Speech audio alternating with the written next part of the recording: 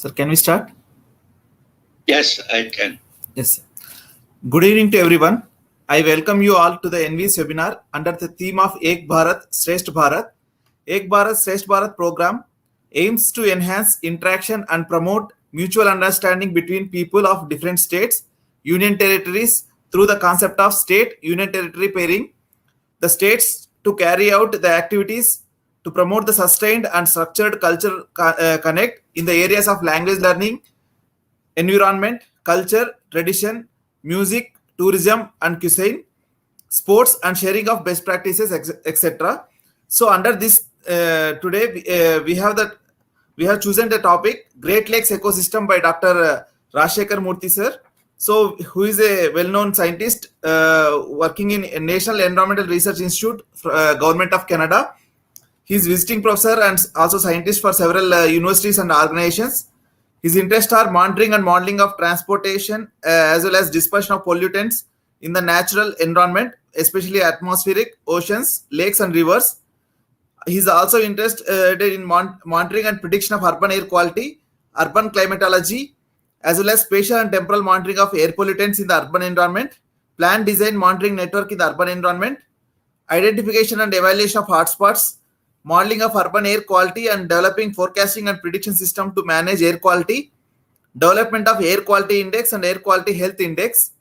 So environmental impact assessment, review process and also environmental management techniques, capacity building and training programs, waste disposal management techniques in natural environment.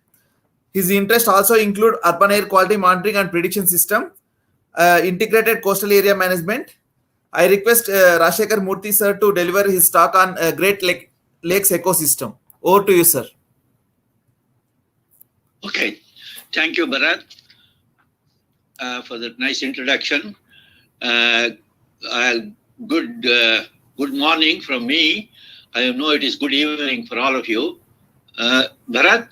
Yes, sir. Yes, sir. Good evening. No, okay. You will change the screen? Yes, sir. Yes, sir. Okay. What I would like to talk to you today is about the North American Great Lakes system. It's one of the largest watersheds, which is, of course, a good source of fresh water for almost 40 to 50 million people who live around the Great Lakes system. So in terms of managing the Great Lakes environment, both Canada and United States, which is since this watershed is a shared water body, they have been working together in terms of safeguarding the integrity of the ecosystem of this natural watershed. So we all know that the sustainable development or sustainable living incorporates into its system, into its procedure, the ecosystem approach, where man is only, or human activity is only one part of the entire ecosystem activities, and we really do not have any better or controlling this one. So in the past, what has happened is human activities have exceeded as a consequence that ecosystems have started degrading. So one needs to adopt an ecosystem approach in dealing with the natural resources, be it forestry or land or air or water. So this ecosystem approach has become a very useful tool, and many all over the world, of course, has been being followed in terms of trying to remedy the ecosystems which have been degraded.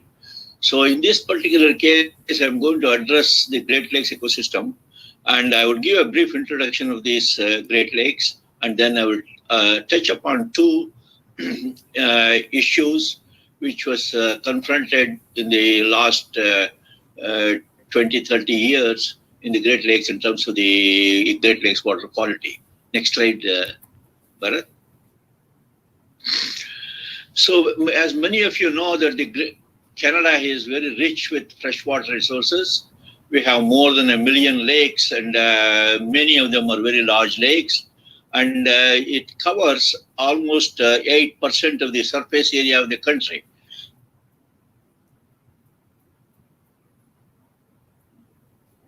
India.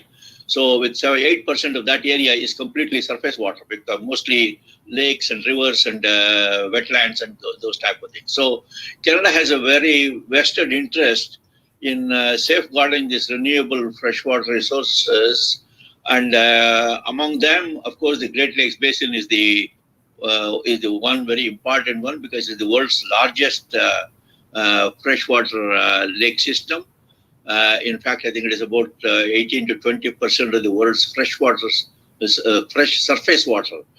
So it is a substantial amount, quantity of great fresh water. And of course, the Canadian government and of course also the US government are very much concerned in trying to safeguard the Great Lakes ecosystem. And as I mentioned before, the Great Lakes is the source of drinking water for almost 45 million people who live in various cities around the Great Lakes. Cities like Chicago, Toronto, Buffalo. There are many, many cities which are around the Great Lakes system. Next one. Bharat. So I give a brief introduction here about the various, this gives the morphology of the Great Lakes and its watershed. And of course, you could, this is Lake Superior, which is the largest lake in the world in terms of the surface area. The largest lake in the world in terms of the depth is Lake Baikal in Russia. Okay, this Lake Superior drains into this two lakes, which is Lake Michigan and Lake Huron. And then, of course, through this interconnected river system, which I'll come to that later, into Lake Erie. Then Lake Erie, of course, drains into Lake Ontario. Then from there to St. Lawrence River, eventually 1,500 kilometers away from here into the Atlantic Ocean. It's one of the largest systems. It is the largest system, in fact. I think so. There is, as I said, this has been very much a developed area, not only in terms of urbanization, industrialization, agriculture. A lot of activities goes around this one, and the environmental pressures on the water quality or the ecosystem is quite significant. Next one. So again, the same type of picture showing another aspect of the Great Lakes, and this shows the various recreational areas where people use various parks, national parks, and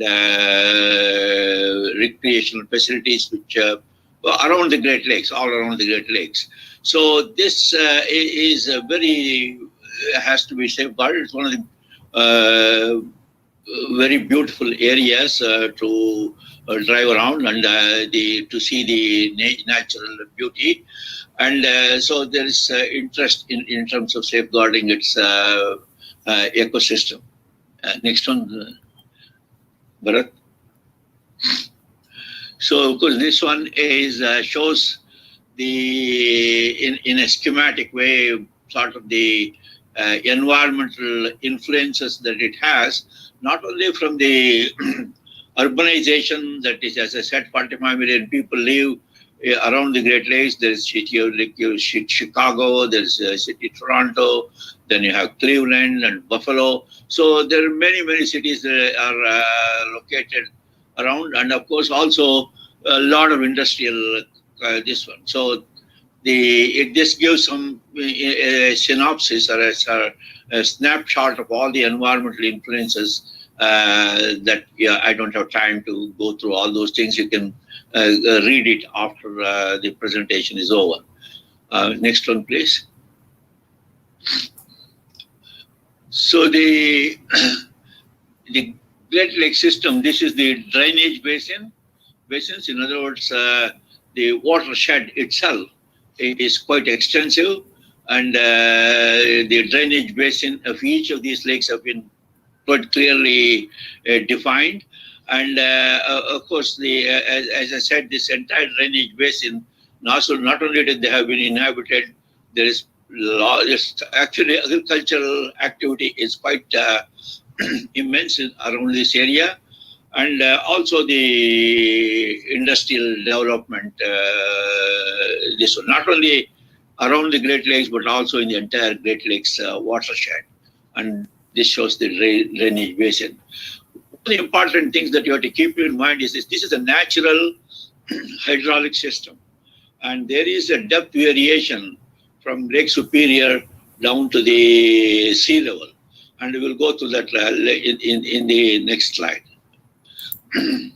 Next one.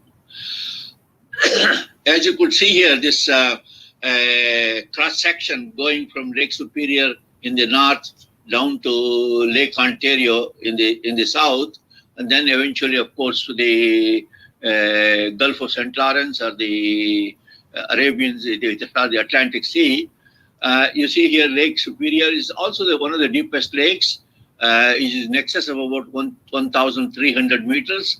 No, I'm sorry, it's 500 meters. So the Lake Superior is the largest lake in terms of the surface area. Then it is connected by the St. Mary's River into Lake Huron and Lake Michigan. They're interconnected. Then you have this Lake St. Clair, which drains into Lake Erie. And then this is the famous falls, Niagara Falls, where the water drops almost 100 meters from Lake Erie to Lake Ontario through the Niagara River system. So then eventually, of course, it goes through the St. Lawrence River into the Atlantic Sea. So as you could see here, it is one of the natural hydraulic gradient system. Water is naturally flows through the gravity, and of course, not only you have to deal with this ecosystem from the point of view of a lake ecosystem, but also, of course, there are interconnected river systems that we have to deal with them too. May I have the next one, please? So one of the important aspects that is that we fundamentally see in the beginning in terms of looking at preserving these ecosystems is the so-called the residence time. The residence time is simply stated is time during which a parcel of water remains in a given sector of the hydraulic system. If you take this entire 5 Great Lakes as one hydraulic system, then of course we're interested in knowing how long a parcel of water will remain within this hydraulic system before it flows out of the system into the St. Lawrence River. But of course, we are also interested in knowing what the residence time of these parcels of water when they enter each of the lakes. And as I said, the Great Lakes are, of course, are geophysical in nature in the sense that they behave like oceans. Not only the hydraulics of the traditional type, but also, of course, these lakes have to deal with from the oceanographic point of view, because these large lakes are influenced by the Earth's rotation. So the geostrophic effect of the Earth's rotation is also an influence in terms of the water mixing and transport. So this parcel of water, how long it will remain within each of these lakes is an important parameter that one would like to know, because that would clearly give some idea how long, for example, if some environmental pollution enters the lake, will remain on an average within the lake system itself. So you'll be surprised to see that the residence time of these parcels of water that remain within the Great Lakes, one of the lakes system, is quite large. It's generally about years. So in a sense, it's just that once you have influenced the lake with environmental degradation, it will take that much longer time to rejuvenate back into its original shape. We have the next one. So if I show you here the so-called residence time that I talked to you, the Lake Erie, the one which is on the downstream end, the very end, which is the shallow lake, and it is residence time is 2.7 years. In other words, any parcel of water which is contaminated or otherwise enters the lake, either through the river system or through the man-made activities, will eventually remain within the lake system for about at least approximately on an average of 2.7 years. And if you do go down to Lake Superior, is which is the largest lake, both in terms of surface area as well as the depth, in terms of volume as well. And therefore, that will remain there for 173 years. So one has to be very careful in trying to managing these environmental systems, because the time that it takes to rejuvenate them is comparable to the residence time scale of the residence of the water parcels in the water system itself. So it's a very basic concept in which one has to be very aware of it. It's not like a river system where the water parcel moves very rapidly, depending upon this one. Maybe it's sometimes it's minutes, sometimes maybe maximum it may be say hours. So residence time is a useful concept that we have to keep in mind in trying to do the remediation action in the Great Lakes. Next one, please. Next one. Yeah. Okay, now I'm going to show you some aspects that changes the Great Lakes. We live here in Canada in the temperate climate, and the seasons are quite distinct. We have a very well-defined winter where the temperatures go down well below zero. And in the summer months, of course, we'll have the usual tropical type of weather, just as we have now, right now. So as a consequence, the thermal influence or thermal regime of the lakes also changes. So in the with the onset of the winter, the waters of the lake, particularly the shallow lakes on the coastal areas, the coastal areas where the water is shallow, they start cooling down, and eventually they reach not only temperature of maximum density, which is 4 degrees centigrade, but well below that. So the thermodynamics of this, of the temperature variability due to the change in climatic factors, an equally important part of it. As you could see here in this case, where the lake is near shore waters are cold, whereas the warm water is in the center of the lake. So this annual thermal cycle. So on the onset of winter, the lake starts cooling down. Eventually, of course, it reaches the well below the temperature of maximum density.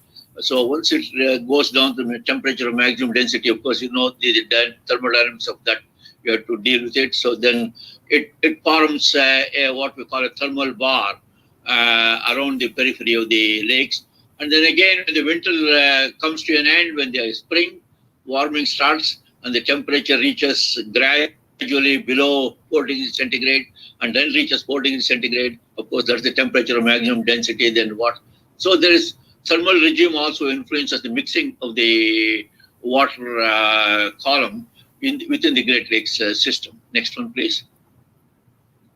Yeah, it's the same picture. As you could see here, the near shore is all warm water, which is in the spring, in just about this time of the year, and the 4 degrees centigrade is defined somewhere around here, where it's a sort of a temperature of maximum density, as you know, that the water, so it forms a sort of two circular system.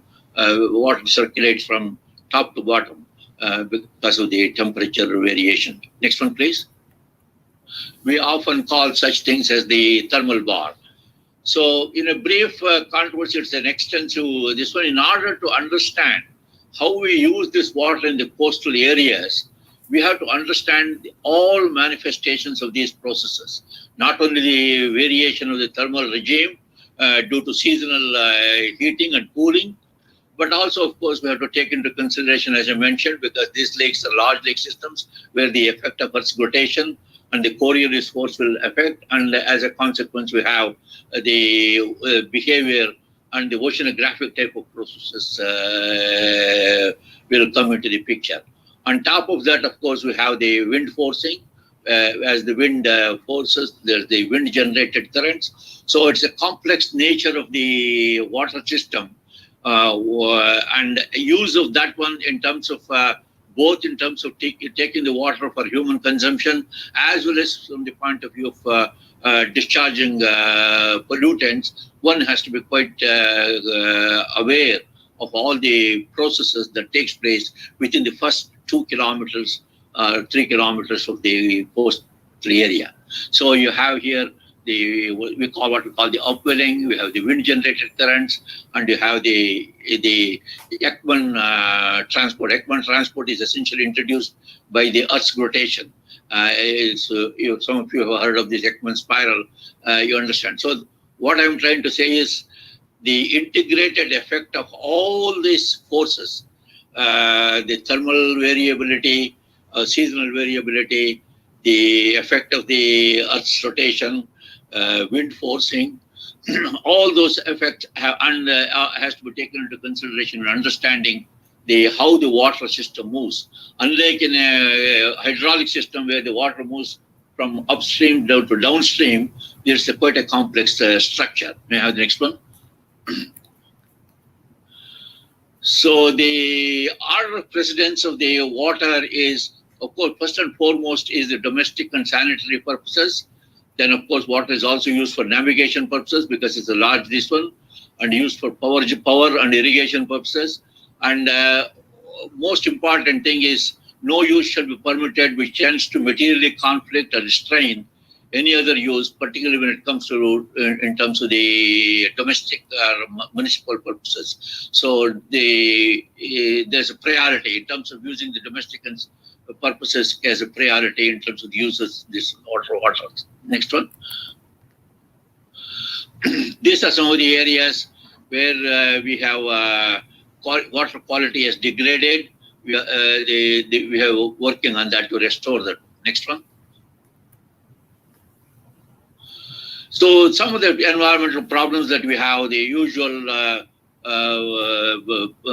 sewage water and other urban runoff, as well as the rural runoff, because the agricultural practices, they use a lot of these pesticides and fertilizers, which feeds in quite a lot of phosphorus and nitrates, which gives rise to algal blooms.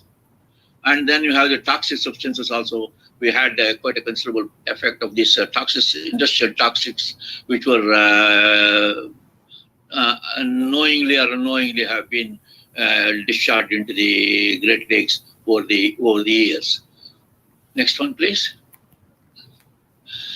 So we are dealing here in terms of the pollution prevention and abatement and control. This one. First, I suppose, municipal sources, that is various cities around the Great Lakes, urban drainage. Then you have the industrial sources, agriculture, which is the distributed source, runoff from the field, because there's excessive use of fertilizers and pesticides. There's contaminated sediments because, and then there's, of course, there's dredging taking place in order to get rid of some of the contaminated sediments. So there is a lot of activities. There is also possibility of sources of radioactive materials because there are several nuclear power plants located around the Great Lakes, and environmental priorities are there. This one, so that may be identified and deal with this. As I showed you before, where the nearshore areas are degraded, you are able to identify the environmental degradation and then work accordingly. Next one, please. So this is some type of collaborative effort where we have what is known as an international joint commission between Canada and US, all the two governments, and then all the state or the provincial governments, and local governments, they all contribute to the remedial actions that we have to undertake on the Great Lakes. Next one. So I will show you some examples of this environmental impact. I don't have much time to go through this one, where the successive algal growth, this algae that Clodaph rather develops, is very intense, particularly in the spring, because of the spring runoff, and so this shallow waters, less than 20 meters, they are warmer because of the spring warming, and they are biologically productive. So they create a lot of algal blooms, and it causes what we know as what we call the eutrophication. So this is a very serious problem, and it is now, particularly it has affected one of the shallowest lakes, that's the Lake Erie, and eutrophication is one of the most challenging environmental problems that we are dealing with, particularly to eradicate the excessive growth. And of course, we also have similarly toxic substances management in the Great Lakes. So they're all broadly classified according to the environmental influences that environmental signature that's see in the water quality. Next one, please. So this is the lake that has been very greatly influenced because of the shallow nature, and also, of course, it's in the lower Great Lakes. This is where all the urbanization, and this is the one end of the lake is the Niagara River, which is drains into Lake Ontario. This is a very big agricultural land, and it's very shallow lake. This area is only less than 20 meters, and it's completely mixed. And as a consequence, all the agriculture runoff and all, this area is completely eutrophic, was eutrophic, and in fact, it was so eutrophic.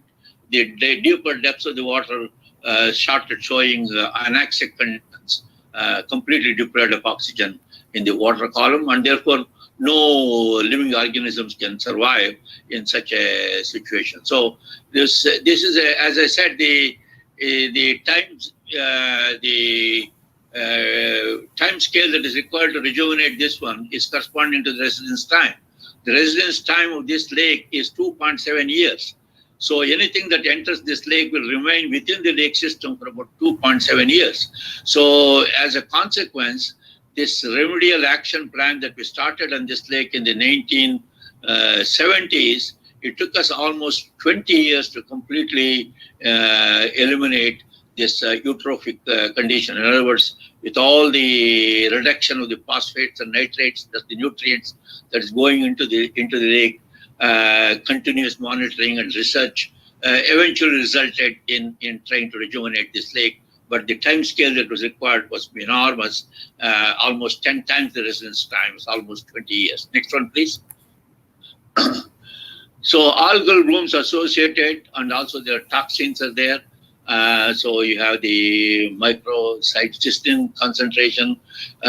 So it's sometimes 50 times higher than what the WHO has this one. So it's not that these countries also have gone through environmental crisis in the past. And if I recall, when I first came to Canada some years ago, this was a very major issue of the eutrophication of Lake Erie. As a consequence, it was not allowed for human contact. So it took a long time to rejuvenate this one. So low oxygen, hypo conditions, when algae dies and it's decomposed, it consumes all the oxygen in this one. So the next one, please. So you could see what I meant. You could see this green, this one. So the entire lake was completely infested, and this was the type of near shore areas. All the human activities, either for drinking or for any other human interaction, was not allowed for quite some time, till the lake was completely rejuvenated. It started off in the early 70s, And I think we started seeing that this complete lake rejuvenation, some brighter side of it in the early 90s. Now, of course, the lake is completely rejuvenated back to its original natural ecosystem. The next one. So you probably have heard, and we had talked with Dr. Ramchandra many times. The phosphorus is one of the nitrogen limiting nutrients. Of course, phosphorus is used in various human activities, both at home in terms of the detergents, as well as excessively in the fertilizer used for agricultural practices. And of course, this phosphorus is the one which has to be dealt with. And we concentrated and focused on this. And there were a lot of efforts to develop non-phosphate detergents for home use, as well as, of course, the using the alternative fertilizer system and all those things for the agricultural practices. And this, as a consequence, now the phosphorus concentration has come down quite a bit. Next one. I'll take only 5 more minutes. I think I'll finish. You could see here, this is 1967. I told you 1970 we started. This was the high level of phosphorus. This is for the entire lake. As you could see here, by the time 2009, 2010, phosphorus levels had come down quite significantly. Next one, please. So as I said, that in addition to the ecosystem approach, where you take into consideration all activities, not only humans but all activities in the ecosystem, we also approach what is known as the multi-barrier approach. In other words, from the human activity side of the human intervention, we have several barriers. Starting from the human activity all the way down to the to protect the drinking water. As I said, it is 45 million people use this for drinking water. That's very important to protect that one. So we use that type of approach, which is embedded into the ecosystem approach. Then we also use what is known as the best available technologies. First, we started with best permissible technology, economically permissible in that sense. But now we have what is known as best available technologies. In other words, a technology is available for incorporating to remedy the environmental problem before it goes into the lake. That technology must be used. There is no excuse. So available technology must be adopted, both for wastewater as well as for drinking water. So whatever now, for example, we use state-of-the-art technology, reverse osmosis, and this one, as you know, that Canada is one of the pioneering countries which have developed several technologies for drinking water systems.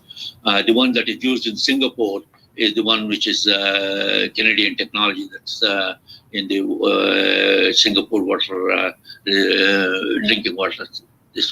Then we use what is known as the precautionary principle in the use of new chemicals. Chemicals be proven safe before use. There is no question of using the chemicals and then see what happens, and then if there is any problem, let us try to remedy it. It is not that way. The chemicals has to be proven before the environmentally safe and human safety before they should be used. In other words, this precautionary principle also is adopted. May I have the next one? So this shows in a schematic way, assess the problem, design, implement, and then monitor, evaluate, adjust, and this goes on in cycle. And of course, my involvement over the years has been in this area of research and monitoring and evaluation. Of course, our institute was involved much with this cycle goes. It's a fairly integrated system. It has worked for us for almost 40, 50 years. And it's as I said, adopt both the ecosystem approach, multi-barrier approach, as well as the best available technologies. May I have the next one, please? Next one. So these are some of the things that are done. Next one, environmental challenges. So the next one I would like to talk about the ecosystem integrity. I don't know, I'm sure that you must have talked about this one in discussions with Dr. Ramchandra. But for us, it's a very important aspect of it. This is what we call the invasive species. So you know, these Great Lakes are interconnected, and therefore they are open to the ocean through the St. Lawrence River system. So the navigation and maritime navigation takes place continuously from the Atlantic Ocean, from Europe, and then all the way, from Europe, all the continents, then to the Great Lakes. So as a consequence of this maritime navigation, there is a susceptibility for bringing organisms which are alien to the ecosystem, to the Great Lakes. And we have experienced that invasive species enter the Great Lakes ecosystem, and they completely disrupt the ecosystem because they overwhelm the ecosystem integrity of the Great Lakes, and then they will completely take over. We had such instances at least 3 or 4 times in the past, and I will show some sample pictures, and then you can appreciate what that means. Next one, please. So this introduction of single key species, of course, as biologists, you know, the species have their own ecosystem to develop and manage. When they go into another ecosystem, either they dominate, survive and dominate, or they extinct. Okay, there is sometimes there is sudden and dramatic shift in the entire ecosystem system. Once the new species can significantly change the interactions between the existing species, their non-living environment, making ecosystem completely vulnerable. Now the next one. Here you see, here is a fish in terms of how the fisheries has been affected. This snake like this one is what we call a sea lamprey. It feeds on the fish. As you could see here, it has entered through the main body of the fish, and it kills the entire fisheries, and they manifested themselves. Sea lamprey pollution in the early part of the century was great, and it took a lot of time before they could eradicate the sea lampreys in the Great Lakes. We have the next one, please. This is another example. This is a mussel which is brought from the oceanic environment into the Great Lakes, which is a freshwater ecosystem. And this mussel, which thrives in the shallow water environment, and they multiply or they reproduce quite sort of a cancerous growth, you can say. So these mussels, which not only they have the tendencies to stick to the any hard surface, in addition to, of course, degrading the water quality. Here what you see is a water intake structure, where we draw the water for drinking purposes, or when you discharge the water from an outfall, or when you take water from the lake for cooling purposes in a power plant and discharging. So these are hydraulic structures, or the pipe system. So you see how they have infested the entire, this one completely clogged the whole, this one. So this zebra mussel infestation was of recent origin in the last 20 years, and it also took some time before this one. Then, of course, now we have strict regulations where maritime ships cannot discharge their bilge water, in other words, wastewater from the ship into the lake. It is punishable, and so that has been prohibited. Next one, please. Yeah, okay, that's the end. I think in essence, I wanted to give you a synopsis of how one should have to deal with these ecosystems. I think quite often in the past, water resources, particularly drinking water and other resources for human consumption in these ecosystems have been purely dealt from an engineering perspective. In other words, quantity side of it, not concerned too much about the quality aspects of it. So ecosystem, of course, encompasses this entire this one. So I wanted to show in a very briefly what is happening in the Great Lakes ecosystem. I'm sure similar things will be applied, can be applied in other ecosystems. Okay, thank you very much for listening, and hope we'll meet again. Thank you. Thank you so much, sir. Thanks for sharing your vast knowledge on Great Lake ecosystem. So there are some 2 questions. Okay. There is a question from Vishal Mangaraj. Sir, do the residence time of lake changes with the time and composition? Which one? Do the residence Repeat again. time? Do the What residence one? time of lake changes with time and composition? Residence time, you mean? Yes, sir. No, it won't, because residence time is a physical phenomenon. And of course, I'm sure, let me take back. It is dominantly a physical program, physical term. In other words, the water movements and the hydraulics and hydrodynamics controls the major part of the residence time. But having said that, the interaction between the various biota and accumulation and of course dissociation also contributes this one. You're right. I think it depends on both hydrodynamic and hydraulic influence as well as the biochemical components of the system. Yeah. Yes.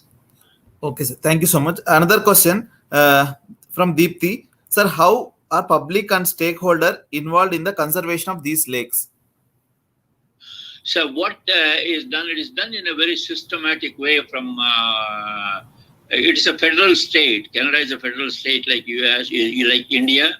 So the responsibility for the freshwater management lies with the provincial government or the state government, I should say, for you.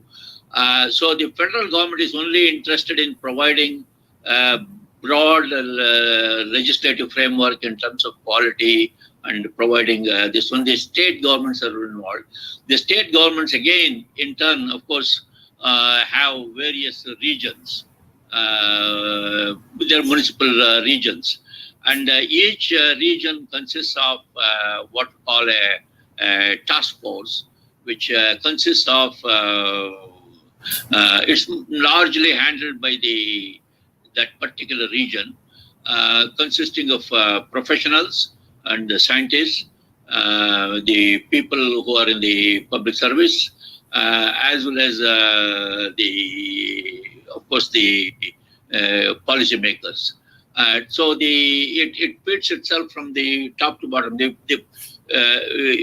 public has a very great influence in modifying the policies.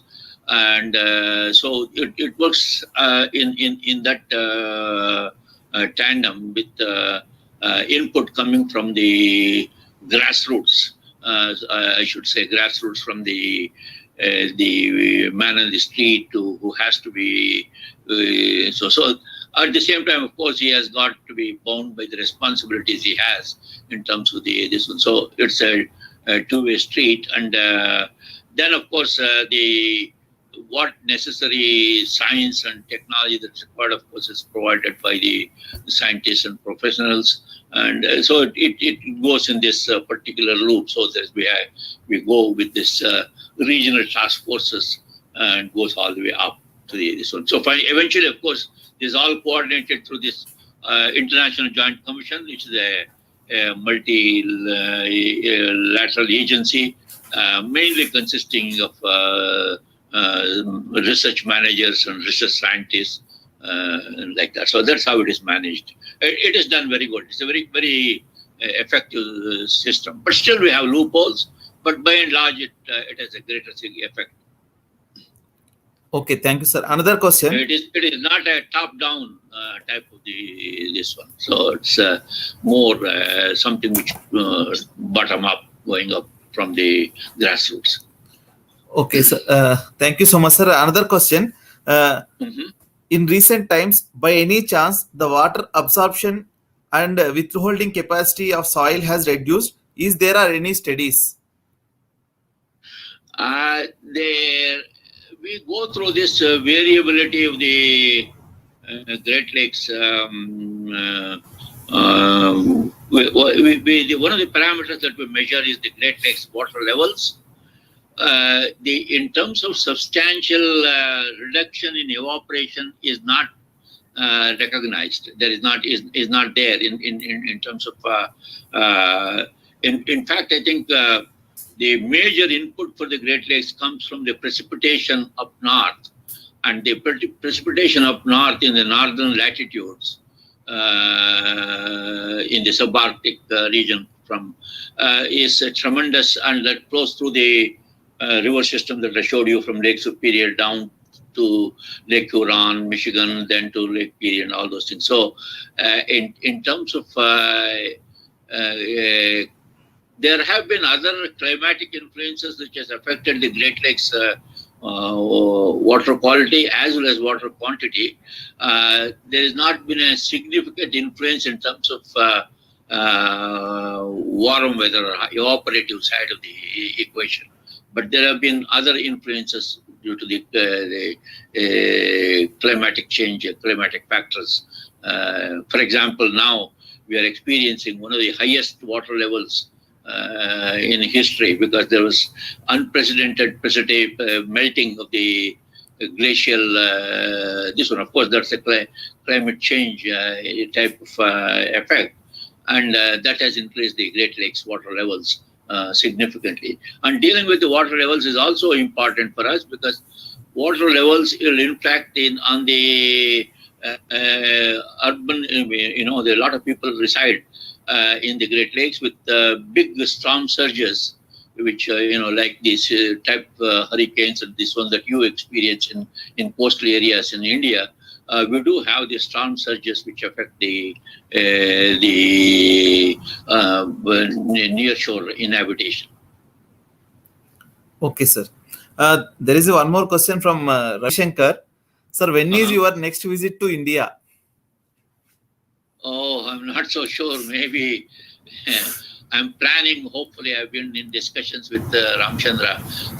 This pandemic has to come to control throughout the world. I think we are going through some serious problems.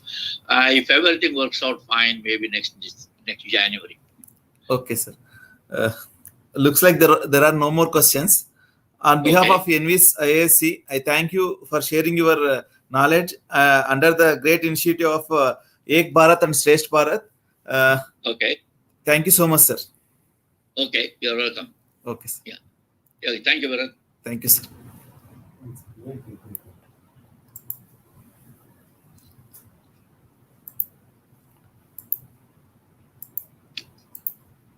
The team only two of us are there.